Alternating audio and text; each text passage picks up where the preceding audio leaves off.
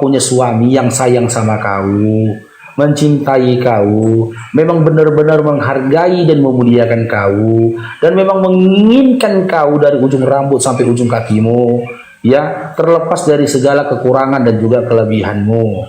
Tapi aku nggak yakin, Margaret. Wallahi aku tidak yakin kau akan dapati laki-laki yang bisa membahagiakan kau dengan anak-anakmu jika kau tidak memiliki pasangan yang bertakwa kepada Allah. Tidak yakin. Karena apa? Gak bisa kita pungkirin, di dalam imanmu, dalam iman Kristen itu tidak ada hukum. Tidak ada hukum dan juga tuntunan bagaimana seorang suami bisa menyenangkan hati istrinya, tidak ada. Kalau di dalam Islam, ya, ada banyak hukum dan juga ketentuan bagaimana seorang suami harusnya bersikap dan bertanggung jawab terhadap istrinya. Di mana hukum tadi memastikan manusia yang satu dengan manusia yang lainnya tidak melakukan kezaliman. Tidak melakukan kezaliman. Di dalam hal harta sajalah, dalam hal penghasilan atau gaji. Laki-laki itu tidak boleh ingkar. Tidak boleh dia ingkar, tidak boleh dia meninggalkan tanggung jawabnya. Gitu loh. Yang harus diprioritaskannya itu adalah kebahagiaan istri dan juga anak-anaknya. Kebahagiaan laki-laki ini beda, Bang. Kebahagiaan laki-laki bukan ketika dia mampu membeli sesuatu, bukan. Kebahagiaan laki-laki bukan gara-gara dia mampu melakukan mampu dia untuk memuaskan dirinya, bukan. Kebahagiaan seorang laki-laki ketika dia mampu memberikan sesuatu kepada istri dan juga anak-anaknya. Itu kebahagiaan laki-laki. Padahal nggak nampak, dia punya uang ini misalkan 30 juta ini teman-teman. 30 juta. 30 juta ini dihabiskannya untuk istri dan anak-anaknya, dibelikan istrinya ini, dibelikan suami anaknya ini, kan gitu. Bahagia dia laki-laki itu. Dia bahagia padahal dia nggak dapat apa-apa, sempaknya pun nggak kebeli padahal. Laki-laki itu begitu, laki-laki Islam seperti itu karena apa? Karena seperti itu yang dituntun oleh Nabi Muhammad SAW. Kayak si Margaret kan. Kenapa Margaret? Kau tahu nggak filosofinya? Kenapa wanita muslimah itu harus menutup auratnya seperti ini? Karena apa? Karena yang boleh menikmati kecantikanmu itu hanya suamimu. Kau itu kalau kau jadi istri seorang muslim, kau itu bak mutiara yang tersimpan. Maaf cakap Margaret ya, maaf cakap ini ya. Kalau ada pun yang seperti itu nggak apa, yang seperti ini pun tidak menyalahi dalam Islam. Saking berupayanya suamimu menjaga kehormatanmu dan dia kepingin cuman dia saja menikmati kecantikan dan juga tubuhmu, dia tak mengizinkan kau kerja. Dia tidak izinkan kau kerja. Dia perintahkan kau cuma di rumah ngurus anak-anakmu dan dia berjanji pada dirinya sendiri. Dia berupaya mencukupi segala kebutuhanmu. Gitu loh. Itu filosofinya. Karena yang boleh melihat tubuhmu, kecantikanmu hanya suamimu. Makanya ditutupin auratnya ketika keluar rumah. Gitu loh. Jadi pakaian yang kau pakai saat ini adalah lambang kemuliaan di mana pada masa zaman Nabi Muhammad SAW, ya pada zaman Nabi Muhammad SAW dan zaman sebelum Nabi Muhammad SAW sebenarnya pakaian ini sudah ada.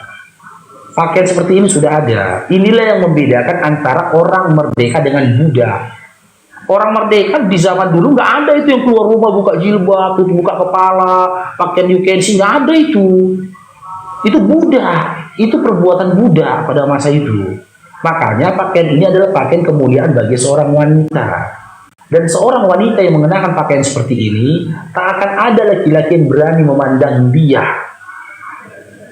dengan pandangan yang lain, yang nggak akan ada. Karena dia tahu ini perempuan adalah perempuan yang menjaga kehormatannya. Contoh, kalau kamu berpakaian seperti ini, nggak ada perempuan nggak akan ada laki-laki yang berani menjulurkan tangannya untuk bersalaman sama kamu, nggak ada. Gak akan ada itu, karena dia tahu kau pasti termasuk orang yang menjaga hubungan antara kau dengan mahrammu yang bukan mahrammu. Tapi kalau kau pakaian terbuka, berani orang menjulurkan tangannya untuk nyalam kau, gitu loh. Di situ letak kemuliaannya. Jadi mudah-mudahan, ya, mudah-mudahan ini adalah langkah awal lah kau mendapatkan hidayah, Margaret. Kau sudah mengatakan Yesus itu bukan Tuhan dan dia adalah Mesias. Dan kau katakan Tuhan itu adalah Elohim. Dengar Margaret. Tuhan pencipta langit dan bumi tak pernah memperkenalkan dirinya dengan nama Elohim, dengan nama Yahweh, dengan nama Adonai. Itu adalah nama yang diada-adakan oleh manusia. Rabbul Alamin ya memperkenalkan dirinya kepada Musa yang dikisahkan dalam Al-Quran itu dengan nama Allah. Nama Allah tidak ada data pun, bahkan kalau dibuka itu kitabnya Musa, tidak ada di dalam kitabnya Musa Tuhan memperkenalkan dirinya dengan nama Yahweh, Yahweh, Adonai, Elohim, tidak ada itu. Tidak ada itu. Jadi ketika kau katakan Yesus itu sebagai Mesias, ya, maka dan bukan Tuhan, maka Yesus tidak punya hak atas surga dan juga nerakamu. Karena yang berhak atas surga dan nerakamu, Bang Warbal, barakallahu fikum, ya, adalah Tuhan yang telah mengutus Yesus. Lihat Margaret, Tuhan yang telah mengutus Yesus, disampaikan Yesus syukurnya yang tertulis dalam Matius 11 nomor 25. Aku bersyukur padamu Bapa, Tuhan langit dan bumi. Kami umat Islam berdoa dengan sebutan Alhamdulillahirabbil alamin. Kepada Tuhan langit dan bumi, sama doaku sama doanya Yesus, ya, sang Mesias yang kau katakan tadi. Yesus pun bertuhan kepada Tuhan yang Esa. Yesus bertuhan kepada Tuhan Esa, bukan Tuhan yang Tritunggal. Di mana itu? Di dalam Markus 12 nomor 29. Ketika Yesus berkata, dengarlah Shema Israel, Tuhan Allah kita, Tuhan itu Esa. Dia tak pernah berkata, kita jujur-jujuran aja lah dalam Bible ya. Yesus itu nggak pernah berkata, aku adalah Tuhan dalam bentuk kemanusiaan, aku adalah Tuhan dalam kedagingan, aku adalah Tuhan yang diturunkan ke dunia, kelak aku akan kembali kepada hakikatku Tuhan, ya, di surga nanti menjadi Bapa. Tidak ada. Aku adalah wujud lain dari Roh Kudus, itu tidak ada. Jelas, singkat, padat, Yesus mengatakan Tuhan Allah itu Esa. Dan kami umat Islam pun memiliki iman yang sama Yesus yang termuat di dalam surah Al-Ikhlas. Jain, coba mute Bang Jain, kalau nggak ngomong. Yang ketiga, Yesus itu beriman kepada Tuhan yang tidak kelihatan. Yesus beriman kepada Tuhan yang tidak kelihatan. Seperti apa yang tertulis dalam Yohanes 5 nomor 37.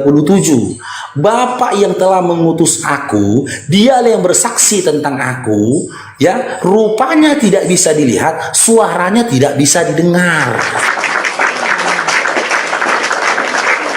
Jadi Tuhan yang digambar-gambarkan tersalib di kayu salib itu adalah Tuhan hasil rekayasa manusia. Karena ketika kita tanya sama Yesus, apakah Tuhan yang di kayu salib, apakah sosok yang di kayu salib itu adalah Tuhan? Maka Yesus akan berkata, sesuai dengan perkataan dalam Yohanes 5 nomor 37, Tuhan itu tidak terlihat, rupanya juga tidak terdengar. Dan perkataan itu juga dibenarkan di dalam kitab Perjanjian Lama, di mana tidak ada yang bisa melihat Tuhan. Maka kebinasaanlah bagi orang melihat Tuhan. Kebinasaan ini kembali, malah ketika Tuhan dilihat, Tuhan yang binasa. Begitu juga dalam 1 Timotius 6 nomor 16. Ya, dialah yang tidak bisa dijangkau oleh maut. Dia bersemayam di dalam terang. Tak ada seorang pun yang bisa melihat dia. Kalau di dalam iman Islam selaras. Kami beriman kepada Tuhan yang Maha Ghaib. Apa kata Allah dalam Al-Quran? Kamu manusia tidak akan mampu melihatku. Dengan indera penglihatanmu, dengan penglihatanmu tidak mampu. Jadi Allah memperkenalkan dirinya dengan apa? Dengan kekuasaannya. Apa kekuasaannya? Dengan tanda-tanda dari kekuasaannya. Contoh, dalam pergantian siang dan malam terdapat tanda-tanda kebesaranku, kata Allah. Bagaimana bisa kita memahami pergantian siang dan malam itu terdapat tanda-tanda kebesarannya Allah? Siang tak akan pernah mendahului malam. Malam pun tak akan pernah mendahului siang. Ini ibarat sebuah sistem yang telah ditetapkan. Seperti sebuah simpanan, sebuah aplikasi ya, di dalam sebuah PC komputer itu ada yang membuat sistem itu sehingga tidak menyalahi sistemnya. Dimulai dari mana? Ketika kita hidupkan komputer itu, hidup komputernya. Ketika kita shutdown komputer itu, mati komputernya. Itu adalah sistem yang sudah diatur oleh pencipta komputernya sendiri. Nggak ada orang ketika mau menghidupkan komputernya malah shutdown atau mati. Nggak ada itu. Nah begitu juga pergantian siang dan malam, tanda kebesaran dari Allah. Gitu loh, sudah ada sistemnya dan yang mengatur sistem itu adalah Allah. Bagaimana bisa? Siang nggak pernah berlalu, siang nggak pernah dilalui oleh malam, malam juga tidak pernah dilalui oleh siang. Dari situ kita bisa memahami sifat dari Allah itu bahwasanya Allah itu tidak pernah tidur. Adanya langit dan bumi juga merupakan tanda kebesaran Allah.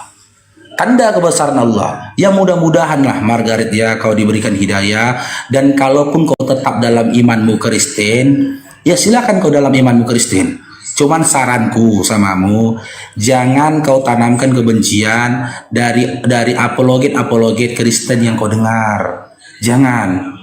Dan jangan juga kau tanamkan kebencian, kemarahan dari apologet Islam mungkin yang kau anggap menghujat. Karena mulai detik ini ketika ada orang yang menghujat dalam imanmu, sesungguhnya kau ini sudah keluar dari iman Kristen. Ketika kau mengatakan Yesus tidak Tuhan, kau bukan Kristen lagi Margaret. Betul nggak Margaret? Tapi Petrus mengatakan Yesus Tuhan, Bang. Kan saya tanya kamu. Tadi kamu katakan Yesus bukan Tuhan. Lalu bagaimana dengan Bapa, Putra, dan Roh Kudus? Itu kan satu hakikat. Mengatakan Bapa, Putra, dan Roh Kudus itu satu hakikat. Kapan? Kapan? Dikatakan oleh Yesus seperti itu. Aku dan Bapa adalah satu. Itu bagaimana tanggapan? Kapan dikatakan Margaret? Kapan tuh? Di mana tertulis Margaret? Di mana tertulis dalam Bible? Yesus menyatakan ya, Bapa, Putra, dan Roh Kudus adalah satu. Putra dan Roh Kudus, tiga Tritunggal. Iya, aku dan Bapa adalah satu, kata Yesus. Nah, Di mana tertulis Margaret? Yohanes 23, Yohanes 10:30. Iya. Aku dan Bapa adalah satu. Iya, Yohanes mengapa ada 10:30. ayat seperti itu? Aku dan Bapa adalah satu. Oke, aku kasih kau gambaran begini, Margaret ya. Ketika aku menjadi kepercayaan dari Bapak Prabowo Subianto selaku presiden, apa yang salah ketika aku mengatakan aku dan Bapak Presiden adalah satu? Kesatuanku dengan Bapak Presiden apa? Aku berani berkata begitu. Karena aku tahu betul aturan dan juga peraturan yang disampaikan Bapak Presiden. Aku tahu betul apa yang diinginkan oleh Bapak Presiden. Tapi bukan berarti aku dan Bapak Presiden adalah sosok yang sama. Karena apa? Di situ ada kata dan. Aku dan Bapak. Aku dan Bapak. Berarti ada dua pribadi. Karena ada kata dan. Kalau di dalam pemahaman grammar bahasa Arab ada kata wa di situ. Contoh gini, aku dan Margaret adalah satu. Apakah mungkin kita satu tubuh, Margaret? Kan tidak kan? Jadi kesatuan antara Yesus dengan Bapa, apa itu kesatuannya? Nah, baca dalam Matius 7 nomor 21. Coba silakan. Apa kesatuan Yesus dengan Bapa? Baca di Matius 7:21.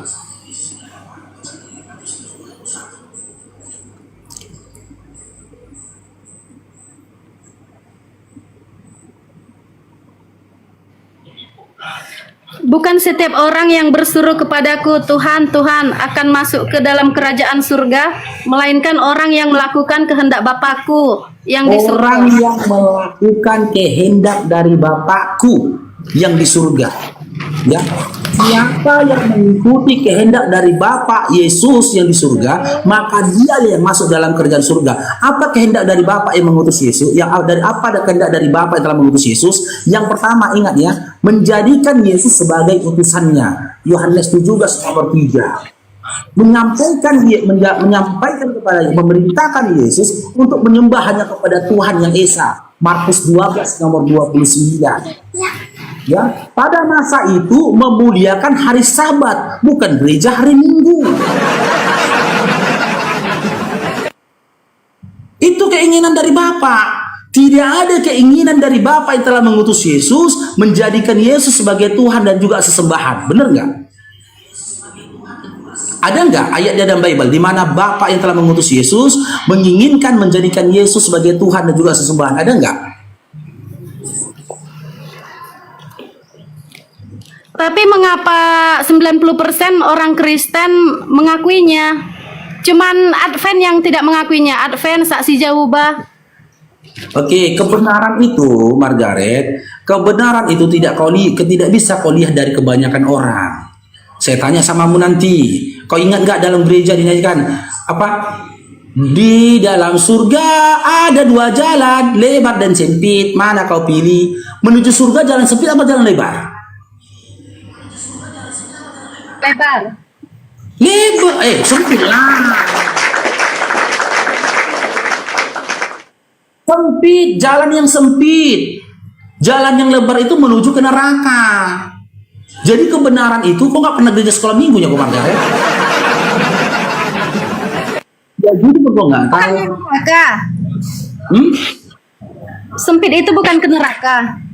Di dalam surga ada dua jalan, lebar dan sempit. Mana kau pilih? Yang lebar api, jiwamu mati. Kan gitu.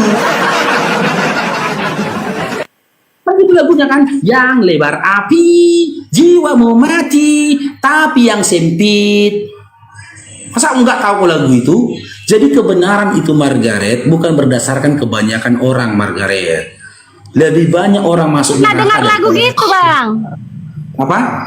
Nggak pernah dengar lagu kayak gitu. Nah, jadi gini, ketika kau ingin mengetahui kebenaran dari Yesus, kau cari informasi dari Yesus. Jangan kau dengar 90% Kristen, jangan. Apa sih kata Yesus? Contoh ini kita bertanya sama Yesus, Yesus, apakah engkau Tuhan? Apa kata Yesus? Dia utusan. Yohanes 17 nomor 3.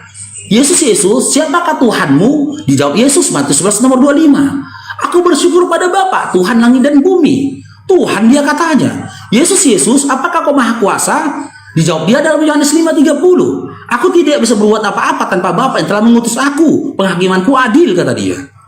Terus kita tanya lagi, Yesus, apakah Tuhan itu 3 dalam 1, 1 dalam 3? Dijawab Yesus, Allah itu Tuhan kita Esa. Markus 12 nomor 29. Yesus, apakah aku beribadah di hari Minggu? Jawab Yesus, Matius 5 nomor 17-18, di mana dia menyempurnakan hukum Taurat, di mana dalam Taurat yang diperintahkan untuk memuliakan dan mensucikan hari Sabat, hari Sabtu. Kenapa kok hari Minggu? Yesus, apakah aku beribadah dan menyembah kepadamu, Yesus? Dijawab Yesus dalam Lukas 4 nomor 8, hanya kepada Tuhan Allahmu sajalah kau menyembah dan berbakti. Yesus tak berkata menyembah dan berbakti kepadaku, tidak. Lukas 4 nomor 8 ketika kau tanya, Yesus, siapakah yang layak untuk kusembah? Hanya kepada Tuhan Allahmu saja kau menyembah dan berbakti. Lukas 4 nomor 8.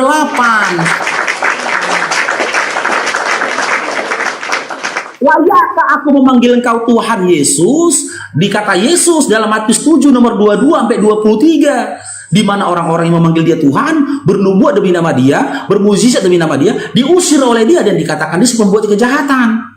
Siapakah si penyesat itu, Yesus? 2 Yohanes 1 nomor 7. Yang gak percaya dia manusia, dialah si penyesat dan antikristus. Dalam imanmu, data yang kukasih tadi itu adalah perkataannya Yesus loh, Margaret. Perkataan Yesus yang tertulis dalam Bible-mu, dalam imanmu. Masih mau lagi kau dengar kata manusia? Seandainya seluruh manusia di atas bumi ini mengatakan sesuatu yang tidak selaras dengan perkataan Yesus di dalam Bible, kau masih berpegang kepada perkataan manusia, sementara kau mengklaim dirimu percaya kepada Yesus, sementara Yesus tak pernah menyatakan dirinya Tuhan. Coba kita berpikir, Margaret. Tapi bagaimana dengan Yesus berasal dari surga? Oke, di mana Yesus mengatakan dirinya berasal dari surga? Sebab ada peristiwa Bunda Maria menerima kabar dari malaikat Gabriel. Oke, adakah malaikat Gabriel dalam Lukas 1 nomor 31, Lukas 2 nomor 11 mengatakan anak ini dari surga? Ada, jujur Margaret. Dalam Lukas 1 nomor 31. Lukas 2? Lukas 1 nomor Lukas 2 nomor 11. Bagaimana itu? Hari ini telah lahir Kristus Tuhan di kota Daud. Sementara Kristus itu artinya yang diurapi. Jadi kita baca, hari ini telah lahir yang diurapi Tuhan di kota Daud. Dia yang diurapi Tuhan, bukan Tuhan. Dan di dalam Lukas 2 nomor 11 itu tidak ada Yesus mengatakan, tidak ada malaikat mengatakan Yesus itu dari surga. Lukas 1 nomor 31 pun tidak ada Gabriel mengatakan engkau akan mengandung seorang anak laki-laki yang berasal dari surga. Gak ada. Gak ada. Tapi isinya Lukas 1 nomor 31, engkau akan mengandung seorang anak laki-laki dan hendaklah kau namai dia Yesus. Matius 1 nomor 18. Maria hamil dari Roh Kudus, bukan dari surga. Tapi malaikat itu dari surga, malaikat Gabriel. Malaikat Gabriel dari surga. Oke, malaikat Gabriel dari surga. Jika kau bermindsetkan, ya, Tuhan itu dari surga, maka kamu harusnya menyembah siapa? Yesus atau malaikat? Malaikat.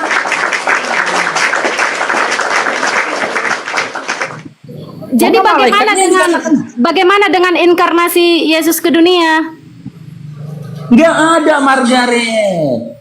Nggak pernah Yesus mengatakan dia yang Menjelma jadi manusia. Menjelma jadi manusia. Nggak ada, Margaret. Margaret, dengar kata-kataku Margaret ya. Dengar kata-kataku Margaret. Kalau ada dari Kejadian sampai Wahyu, ya, isi Bible mengatakan Tuhan menjelma jadi manusia, lompat aku dari J.W. Marion. Cari ayatnya. Bilangan 23 nomor 19, Tuhan bukan manusia. Di mana kita bilangan itu pada imani adalah perkataannya Musa. Jelas dalam bilangan 23:19, Tuhan bukan manusia. Jadi bagaimana bisa kau percaya Tuhan menjelma jadi manusia? Tuhan menjadi manusia, Tuhan reinkarnasi jadi manusia, itu adalah ajaran pagan, Margaret. Ajaran penyembah patung itu, ajaran penyembah dewa-dewi itu. Di mana orang-orang pagan mengimani dewanya menjelma menjadi manusia. Itu ajaran dewa-dewi, Margaret. Jadi bagaimana? Jadi bagaimana kalau cuma Yesus penebus dosa? Di mana Yesus menyatakan cuman dialah penebus dosa? Di mana? Yesus dipersembahkan dalam bait Allah. Itu nggak nyambung, Margaret. Yang dikatakan cuman Yesus penebus dosa, di mana ayatnya, Margaret? Di mana? Coba. Bukan, kenapa cuman Yesus dipersembahkan dalam bait Allah? Oke, siapa yang menginginkan Yesus dipersembahkan dalam bait Allah? Siapa? Sembah persembahan itu pun ajaran pagan, Margaret. Ajaran pagan itu, nggak ada sembah persembahan itu. Yang menginginkan korban persembahan, dia tumpahan darah anak manusia, itu paganisme itu. Bukan ajaran samawi itu. Bukan ajaran dari Tuhan itu. Kalau kau nggak percaya, kasih ayatnya. Di mana di Bible dikatakan Bapak menginginkan darah Yesus sebagai persembahan yang khusus, kan? Jadi bagaimana dengan kubur Yesus yang kosong? Nah, bagaimana dengan kubur Yesus yang kosong? Oke. Setelah kubur itu kosong, ya, adakah didapati mayatnya Yesus? Mayat, ya. Karena dalam Lukas 24 nomor 3 dikatakan dia mayat. Adakah didapati mayat Yesus? Tidak ada mayat Yesus. Tidak ada mayatnya. Apakah pantas Tuhan punya mayat, Margaret? Nyambung gak sama logikamu kalau Tuhan jadi mayat? Logika nggak Tuhan jadi mayat? Tapi saat Yesus hidup masih ada bekas paku. Oke, ketika Yesus masih hidup masih ada bekas paku. Bangkit, iya, setelah Yesus bangkit masih ada bekas paku. Oke. Adakah Yesus mengatakan hal itu? Tapi Petrus meraba lambung Yesus. Nah, kamu gini Margaret, ya. Kisah Petrus meraba lambung Yesus itu tertulis di mana? Kita kaji ya, silakan. Petrus meraba lambung Yesus di mana tertulis itu, silakan. Yang Lupa meraba itu nomornya. Thomas, bukan Petrus. Lupa nomor Thomas. berapa. Dengar dulu nomor Margaret. berapa? Yang meraba itu Thomas, bukan Petrus. Yang meraba itu Thomas. Jadi Thomas yang meraba lambung Yesus. Ya, Thomas. Karena Thomas yang nggak percaya kan. Cuman yang jadi pertanyaannya, ketika Thomas meraba lambung Yesus, Oh iya, di iya, mana iya, pada? Nah, di mana tertulis? Coba di mana tertulis? Lupa nomornya, nomor berapa tuh?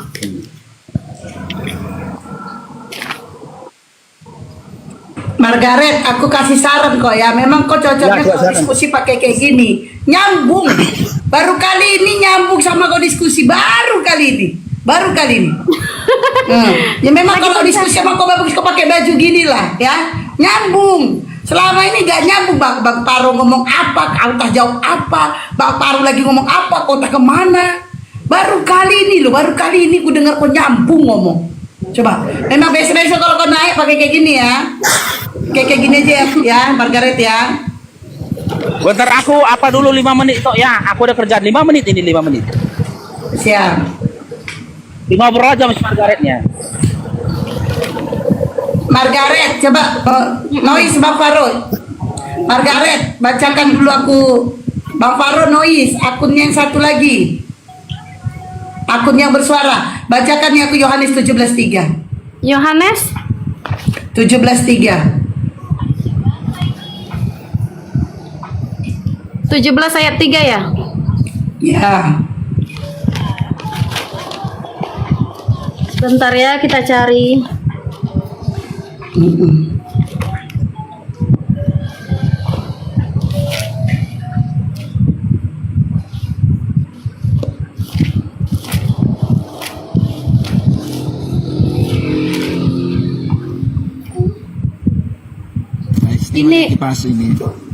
Inilah hidup. Iya.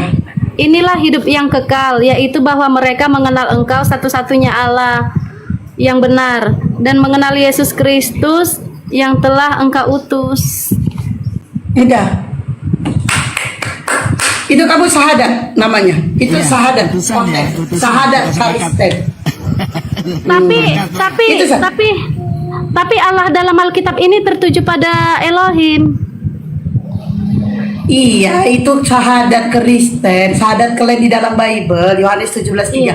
Inilah hidup yang kekal itu bahwa mereka mengenal Kau satu-satunya Allah yang benar dan mengenal Yesus Kristus yang telah Engkau utus. Sama dengan Islam. Asyhadu an la ilaha illallah wa asyhadu anna Muhammadar Rasulullah. Aku bersaksi tiada Tuhan selain Allah, Nabi Muhammad utusan Allah. Nah, di dalam Yohanes 17:3 aku ulangi lagi. Inilah hidup yang kekal itu bahwa mereka mengenal Engkau satu-satunya Allah yang benar dan mengenal Yesus Kristus yang telah Engkau utus. Jelas, Yesus utusan dan itu adalah sahadat kalian. Oke, Margaret. Margaret, tadi aku dengar banyak ya mengenai kau sama Bapak Paru tadi. Aku dan Bapak adalah satu. Aku dan itu ada dua orang, yaitu Yesus dan Bapak adalah satu. Iya, mereka itu adalah satu pekerjaan. Apa pekerjaan Yesus? Yaitu menyampaikan firman di dalam Yohanes 17:8. Segala firman yang telah Engkau sampaikan kepadaku telah Aku sampaikan kepada mereka dan mereka menerimanya dan mereka tahu betul bahwa Aku datang daripadamu. Nah, jelas Yesus itu adalah menyampaikan firman sebagaimana Allah mengutusnya, sebagaimana Elohim yang mengutusnya. Itu Margaret. Jadi Margaret, kalau kamu mau bicara ya, aku suka dengan gayamu hari ini, nyambung sekali. Kamu kalau untuk mencari kebenaran seperti ini, iya harus begini. Tidak usah kau tanyakan tentang Quran, tentang hadis. Ketuhananmu aja dulu. Ketuhananmu, kalau kau udah mantap dengan ketuhananmu, udah mantap siapa kau tuhankan, silakan. Kau mau bertanya tentang Quran, kau mau bertanya tentang hadis, silakan. Tapi yang paling utama adalah Tuhan itu dulu. Siapa Tuhan yang sebenarnya? Siapa? Jelas dikatakan di Matius 11:25 dikatakan, Ya, aku bersyukur kepadamu Bapa, Tuhan langit dan bumi. Itu adalah perkataan Yesus. Itu perkataan Yesus. Yesus bersyukur kepada Bapa, Tuhan langit dan bumi. Nah, jelas sekali sebenarnya Bible itu mengatakan bahwa Yesus itu adalah utusan dan Elohim adalah Tuhan yang sebenarnya, Margaret. Ya, Iya, Elohim. itu dulu kamu pelajarin ya, Dek ya. Itu pelajarin dulu. Terus apa namanya tuh, nggak usah terlalu ini begini, perkataan Petrus, perkataan Yohanes. Kalau kamu mau belajar lagi perkataan Petrus, perkataan Yohanes, ingat Margaret, Bible kalian itu dituliskan jauh setelah Yesus terangkat ke langit ratusan tahun. Ratusan tahun Yesus terangkat ke langit, baru ada Bible kalian. Ingat, Bible kalian itu bahasa Indonesia ada di abad ke-17. Abad ke-17. Kau Protestan, maksudku kau udah tobat jadi Protestan ini ya. Kau Protestan. Di mana Protestan itu adanya di abad ke-17. Nah, di abad ke-17 ini timbullah Bible kalian bahasa Indonesia. Itu pun setiap tahun direvisi. Itu dia Margaret. Aku senang dengan keadaan kau sekarang. Jujur, senang aku.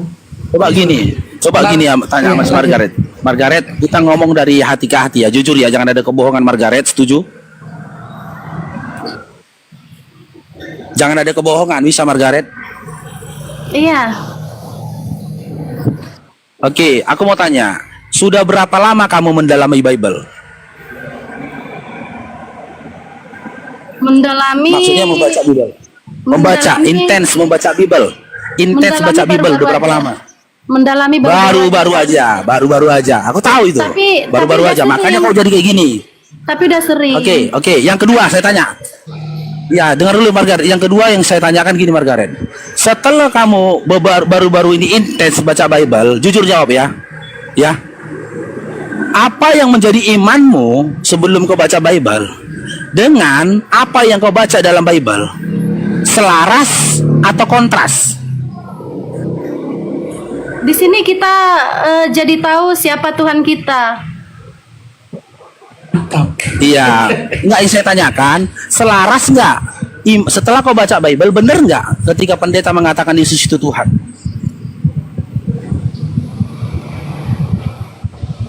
Iya, masih selaras. Nah, ini kau masih ambigu. Kalau memang kau baca Bible dan kau katakan selaras ketika pendeta mengatakan Yesus itu Tuhan, kasih satu ayat di mana Yesus mengatakan dirinya Tuhan. Kata Yesus ya, bukan perkataan orang lain ya, kata Yesus. Perkataan dia langsung ya, Yesus bukan tidak pernah perkataan orang. mengatakannya. Yesus sendiri tidak pernah. Tidak pernah mengatakannya. Oke, sepakat, nggak pernah mengatakannya. Oke. Sekarang yang kedua. Coba sebutkan satu ayat dari kisah Yesus dalam Bible yang sesuai dengan sifat Tuhan. Yang mana? Menaklukkan Perbuatan dia. perbuatannya. Perbuatan dia yang menunjukkan dia adalah Tuhan. Yang mana? Perbuatan Yesus yang mana? Yang mengarah pada Tuhan. Itu Ingat tadi, ya, perbuatan Tuhan itu bangkit adalah dari perbuatan. kematian. Oke, bangkit dari kematian. Sekarang Dan saya naik tanya. ke surga. Dengar dulu, tunggu dulu, satu-satu dulu, bangkit dari kematian. Kamu dapat informasi dari mana? Kalau bangkit dari kubur itu adalah Tuhan. Siapa yang ngasih tahu ke kamu? Ciri-ciri Tuhan itu bangkit dari kubur. Siapa? Tapi memang nyata, Bang. Siapa? Saya tidak tanya mau benar atau tidak dia bangkit dari kubur. Yang saya tanyakan, adakah Tuhan menyatakan ciri-cirinya bangkit dari kubur itu? Bangkit dari kubur itu adalah Tuhan. Contoh, gini, ya. Aku ketemu samamu, udah. Ku bilang Margaret itu orangnya cantik, gitu loh.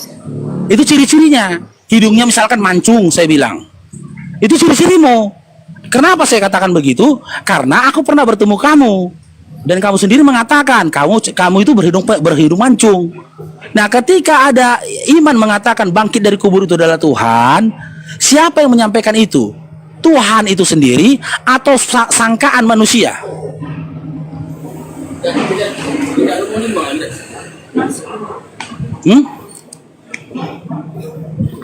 Tuhan itu sendiri yang mengatakan ciri-ciri dia bangkit dari kubur, atau sangkaan manusia yang mengatakan bangkit dari kubur itu adalah Tuhan? Bukan, Maria Magdalena menjumpai Tuhan Yesus. Jadi Tuhan Yesus mengatakan, Gini Margaret, saya tidak bilang benar atau tidak Yesus bangkit dari kematian. Saya nggak mau kaji itu, Margaret. Anggaplah benar, imanmu anggap benar, Yesus itu bangkit dari kubur. Yang saya tanyakan, kamu dapat informasi dari mana? Bahwasanya jika ada yang bisa bangkit dari kubur, itu adalah Tuhan. dari Siapa yang penyaliban. mengatakan? Dari penyaliban Yesus. Bukan itu yang saya tanyakan loh. Gimana menjelaskannya samamu ya? Menerasikannya ya. Siapa yang menyampaikan kepada kamu jika ada yang bisa bangkit dari kubur, dia adalah Tuhan? Siapa? Tidak ada. Ini kali Bang Paru. Ini Tidak Bang ada. Margaret. Udah jelas tidak ada. Tidak ada. Berarti ketika Yesus bangkit dari kubur, ya, terus dengan dalil itu dikatakan Yesus itu Tuhan, itu berdasarkan keinginan Tuhan itu sendiri atau persangkaan manusia? Manusia, Maria Magdalena. Persangkaan manusia. Iya, Maria Magdalena manusia bukan? Manusia. Manusia berarti kan persangkaan manusia saja kan? Tapi Bukan Maria statement Magdalena dari Tuhan itu sendiri, terkejut kan? dipikirnya hantu. Sedang gini aja Margaret, logikanya Margaret. Kalau ada di zaman sekarang orang bangkit dari kubur, orang lari melihat kondisi itu, atau malah orang yang bangkit dari kubur itu disembah?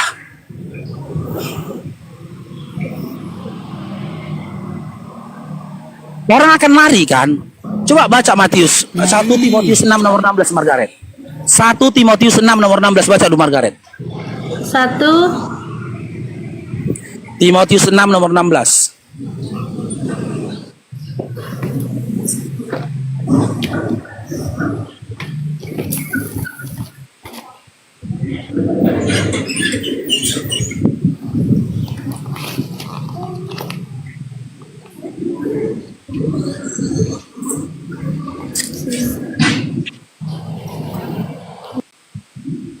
Kami tidak sedang berupaya memualafkan Margaret teman-teman ya.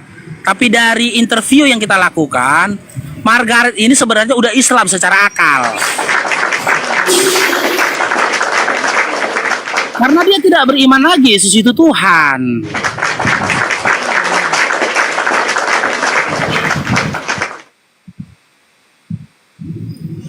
Udah jumpa 1 Timotius 6 nomor 16. Tunggu. 1 Timotius 6. Nomor 16.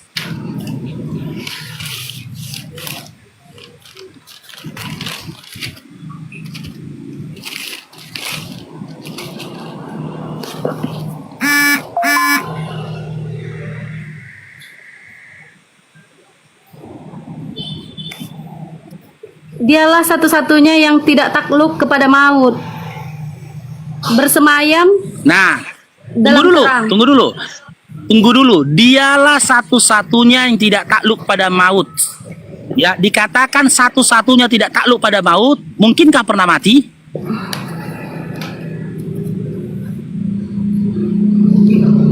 Mungkinkah pernah mati? Dia satu-satunya tidak takluk pada kematian. Dia tidak takluk pada kematian. Mungkinkah pernah mengalami mati? Bisa mungkin, Bang. Kenapa? Karena maut yang Kenapa? dikatakan di sini maut tentang roh. Oke, kalimat yang mana maut mengarah tentang roh? Kata yang mana? Silakan. Tunggu ya, kita baca. Kalimat yang mana mengarah pada Dialah roh? satu-satunya yang tidak takluk kepada maut, bersemayam dalam terang. Iya, bersemayam dalam terang. Kita berpegang dulu kepada satu-satunya yang tidak takluk pada maut itu dulu, jangan kemana-mana dulu. Nanti kita ke bersemayam dalam terangnya. satu-satunya yang tidak takluk pada maut. Kita gunakanlah logika kita, akal kita, Margaret, ya. Ketika dikatakan, ya, dialah satu-satunya yang tidak mungkin akan lapar. Mungkinkah dia akan lapar? Tidak. Dialah satu-satunya yang tidak mungkin akan miskin. Mungkinkah dia pernah miskin? Tidak. Dialah satu-satunya yang tidak mungkin pernah terkalahkan. Mungkinkah dia pernah terkalahkan? Tidak. Jika dikatakan dialah satu-satunya yang tidak takluk akan maut, maka dia tidak akan pernah mati. Tak mungkin kematian itu pernah dialaminya, karena maut itu tidak takluk atas dirinya. Dia bersemayam di dalam terang. Terang itu ibarat pada kebenaran. Ya, kebenaran itu tidak mungkin membenarkan ya perbuatan pembunuhan. Di kayu salib itu tidak, itu bukan sebuah lambang kebenaran. Karena apa? Di dalam kitab Keluaran 20, Tuhannya Musa pernah menurunkan 10 perintah Tuhan, 10 hukum Taurat, jangan membunuh. Gak mungkin Tuhan itu membiarkan pembunuhan. Jika memang itu adalah rekayasa dari Tuhan untuk menebus dosa. Kalau begitu modelnya, berarti Tuhannya tidak konsisten. Dia membuat aturan, dia sendiri melanggarnya. Tidak seorang pun yang mampu melihat dia. Itu kalimat berikutnya, 1 Timotius 6 nomor 16-nya. Jadi ketika ada orang yang bisa melihat sesuatu, Tuhan nggak dia, Margaret? Tuhan nggak dia? Jika kau bisa melihat sesuatu dan sesuatu itu mengaku dirinya Tuhan, Tuhan nggak itu? Tidak, tidak. Tidak Tuhan. Pada kenyataannya Yesus terlihat nggak pada masa itu? Pada masa peristiwa bangkit dari kubur. Pada masa itu terlihat nggak Yesus? Enggak. Selama dia hidup di dunia terlihat nggak Yesus?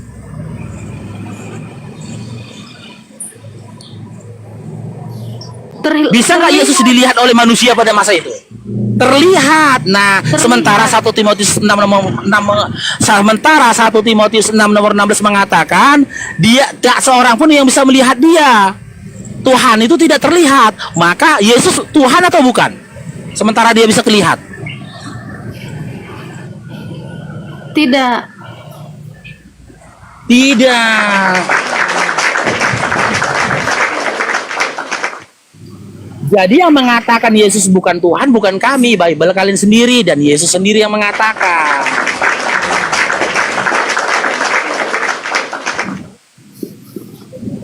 Sementara sebenarnya Tuhan itu tidak terlihat.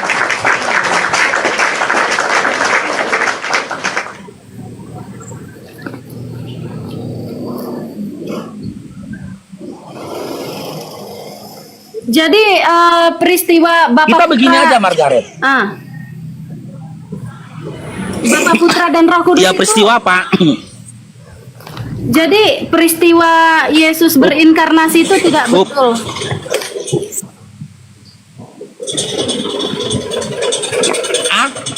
Jadi peristiwa Yesus Peristiwa apa? Elohim berfirman itu tidak betul. Oke, Elohim berfirman. Iya. Sekarang saya tanya, siapa yang memberitahu informasi ke kamu kalau Elohim berfirman? Siapa yang kasih tahu informasi ke kamu kalau Elohim itu berfirman?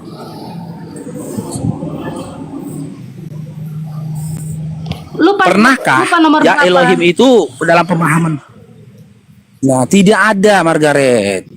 Tidak ada. Kalau ada silakan tunjukkan datanya. Di mana Tuhannya Bani Israel pernah memperkenalkan dirinya kepada Musa dengan nama Elohim? Pernah? Wahai Musa, akulah Elohim. Wahai Musa, akulah Adonai. Wahai Musa, akulah Yahweh. Akulah Yahweh. Pernah? Tidak. Aku adalah Tuhan.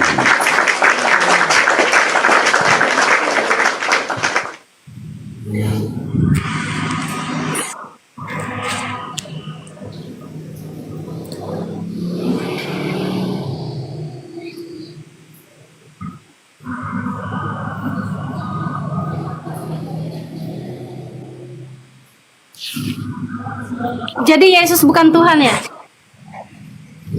Kata siapa? Kita Bang Paru. Loh, kok kata aku lagi? Engkau sekarang gini apa? Margaret, baca Amos 5 nomor 27. Amos 5. Siapa sih Tuhannya Musa? Adonai, Elohim, atau Yetopape, atau Yahweh? Amos 5 nomor 27.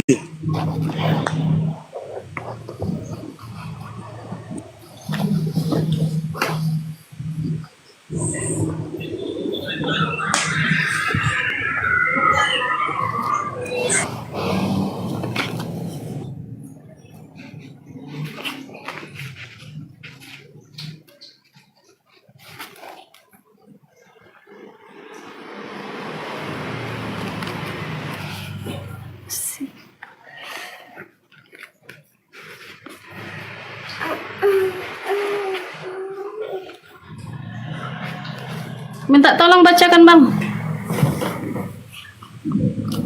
Oke, saya baca ya. Amos 5 nomor 27-nya ya. Dan aku akan membawa kamu ke dalam pembuangan jauh ke seberang Damsyik. Firman Tuhan yang namanya Allah semesta alam.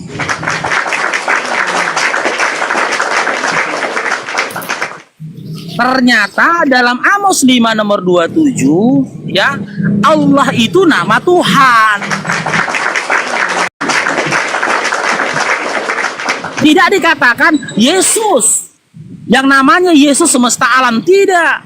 Tapi dikatakan, dan aku akan membawa kamu ke dalam pembuangan jauh ke seberang Damsyik. Firman Tuhan, Tuhan itu gelar. Siapa namanya?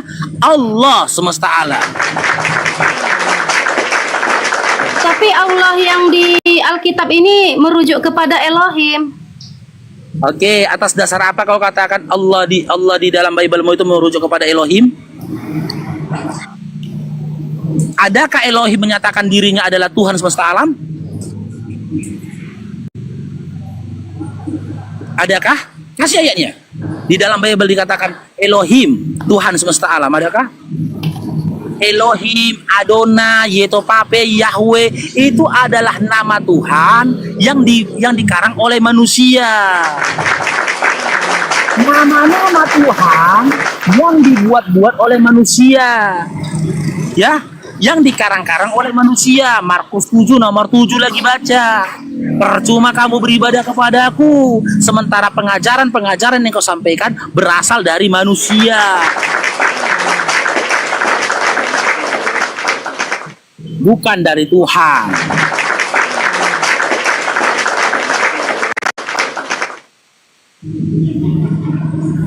Jadi si Margaret ini sedang belajar deh ini teman-teman. Cuman dia masih ragu ya. Dia masih berpegang kepada doktrin dan dogmanya juga dia. Dia nggak gini. Ketika aku baca Bible, aku berupaya untuk mengimani. Aku berupaya untuk beriman pada Bible, enggak. Dia baca Bible tapi setengah hatinya percaya kepada dogma, setengah hatinya percaya pada Bible. Tapi kalau dia berupaya percaya Bible, nggak mungkin pemikirannya seperti ini.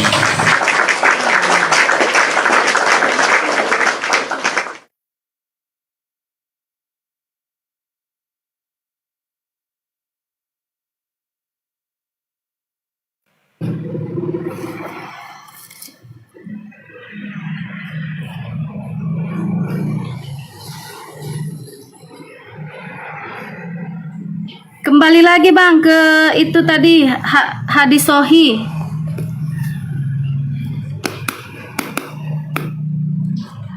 Di hadisnya silakan.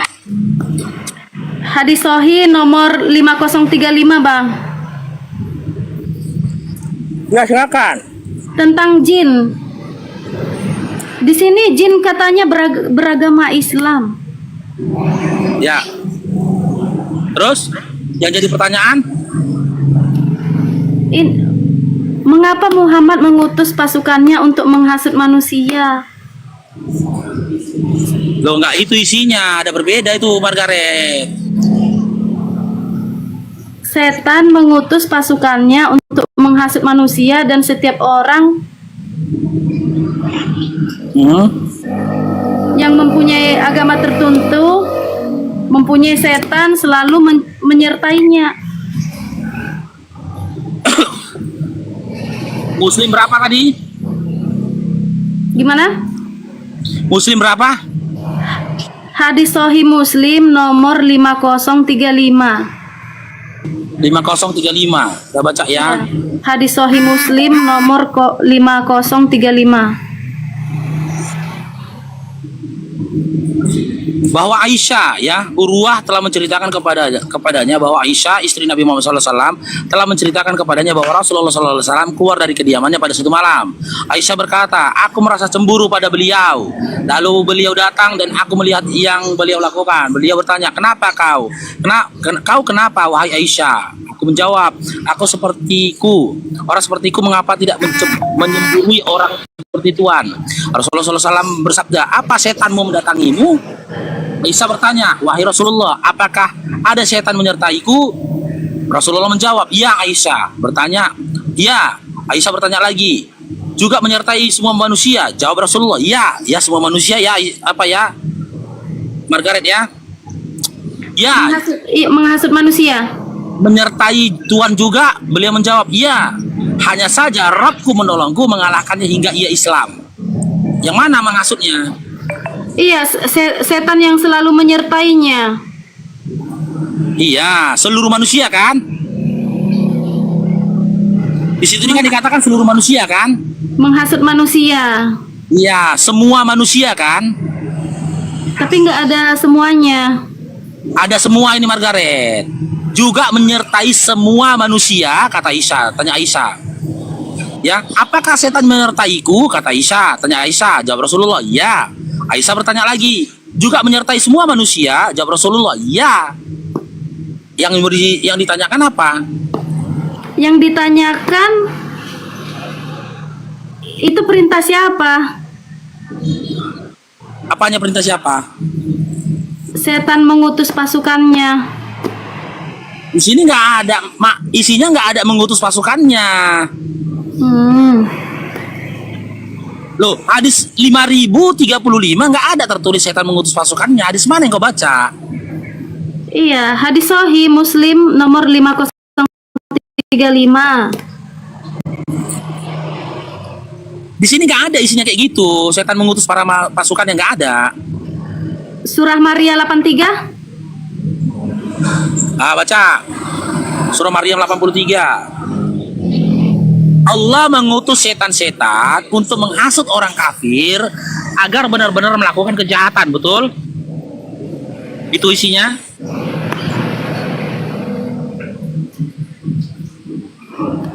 Iya, Allah yang mengutus. Oke, Allah mengutus setan-setan. Dengar Margaret ya. Sebelum Allah mengutus setan-setan untuk menghasut orang kafir melakukan kejahatan, ya, adakah jaminan dari Allah ketika setan menghasut orang kafir, dipastikan orang kafir itu akan melakukan kejahatan? Tidak ada.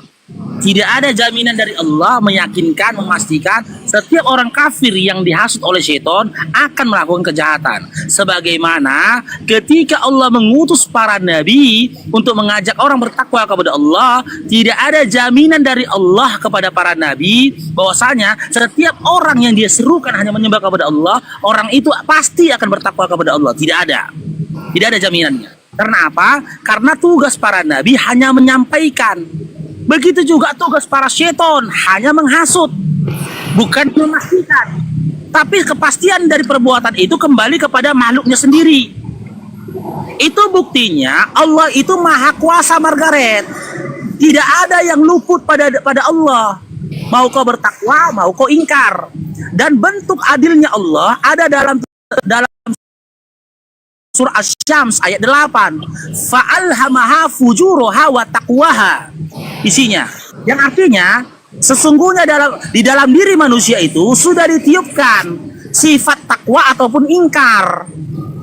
Kau mau bertakwa, kau mau ingkar, itu kembali pada dirimu sendiri.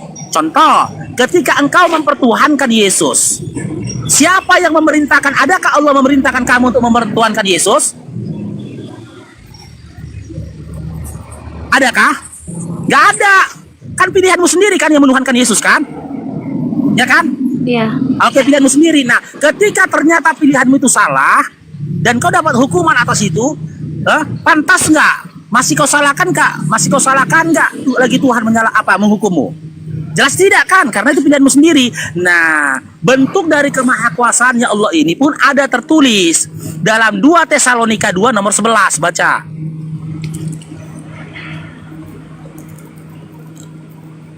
Bentar dicari dulu. Ya, 2 Tesalonika 2 nomor 11. Di situ bukan Tuhan mengutus seton. Tuhan kalian sendiri yang menyesatkan, coba. Hingga mendorong orang percaya akan dusta. Tuhan sendiri yang menyesatkan, ngeri kali.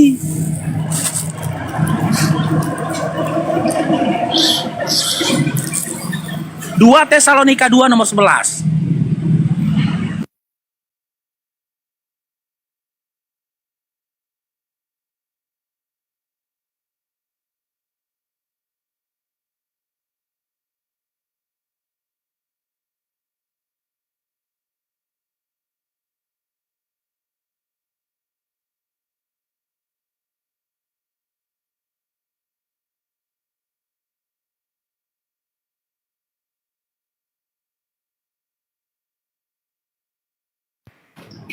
Itulah sebabnya Allah mendatangkan kesesatan atas mereka yang menyebabkan mereka percaya kepada dusta. Siapa yang mendatangkan kesesatan di situ, Margaret? Itulah sebabnya Allah mendatangkan kesesatan atas mereka. Siapa yang mendatangkan kesesatan? Itu karena orang durhaka. Ya, saya tanyakan. Itu bukan itu yang saya tanyakan. Yang saya tanyakan, yang mendatangkan kesesatan di situ siapa? Allah. Tuhan mendatangkan kesesatan kan? Dan yang kau sampaikan tadi benar. Karena mereka ingkar. Karena mereka durhaka kepada Tuhannya. Durhaka. Maka didatangkan tuh. Karena mereka durhaka kepada Tuhannya kan? Makanya Tuhan mendatangkan kesesatan atas mereka. Begitu juga surah Maryam ayat 83. Ketika Tuhan mendatangkan para nabi supaya mereka bertakwa kepada Allah, ya, maka Allah mengutus setan-setan untuk orang kafir itu tadi, tapi tidak ada jaminan dari Allah kepada setan bahwasanya setiap orang kafir yang didatangi itu akan melakukan kejahatan. Tidak ada jaminan itu tadi, gitu loh. Itu loh bentuk maha adilnya Allah, maha kuasanya Allah. Ya, seluruh yang ada di alam semesta ini takluk pada Allah.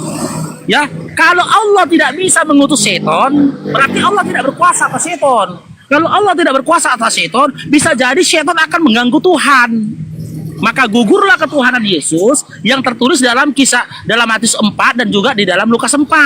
Di mana dikatakan iblis diganggu oleh di mana dikatakan Yesus itu diganggu oleh iblis. Berarti dia bukan Tuhan. Kok bisa pula Tuhan itu dihasut oleh iblis? Gitu loh. Itu bentuk kekuasaannya, sama halnya dengan di Maryam 83. Ketika Allah telah memasukkan dalam diri manusia sifat takwa dan juga ingkar, tapi hatinya tetap condong kepada kemungkaran, ya, maka Allah akan memberikan hukuman pada dia. Dengan cara apa? Hukuman dia di dunia itu supaya semakin banyak dan semakin dia melakukan kejahatan, diutus syaitan untuk melakukan kejahatan pada dia, tapi tidak ada jaminan dari Allah. Itu yang tertulis dalam surah Al-Syams ayat 8. Fa'alhamaha fujuruha wa taqwaha. Gimana dengan jinnya, Bang? Sama nggak setan dengan jin? Oke, seton itu, Margaret, itu sifat. Ya, sifat. Bukan makhluk. Kalau jin? Makhluknya itu jin. Jin itu ciptaan Allah. Apa yang salah ketika ciptaan Allah berupa jin bertakwa kepada Tuhannya? Nggak ada yang salah. Ya, yang masuk Islam itu adalah makhluknya, yaitu jin, bukan sifatnya. Sama halnya gini, Margaret. Ya, ada pesundil, pelucir masuk Islam. Ya, yang masuk Islam makhluknya ini atau sifatnya pelucir itu? Sifat. Apa? Sifat ya. Makhluknya. Yang masuk Islam itu makhluknya. Masuk jin sama dia. Bukan jin ini ku bilang. Ini bukan cerita tentang jin. Ada manusia, ya, ada manusia bersifat pelucir. Tahu pelucir kan? Iya. Nah, ketika dia masuk Islam, yang masuk Islam manusianya atau sifat pelucirnya? Manusianya. Sementara sifat pelucir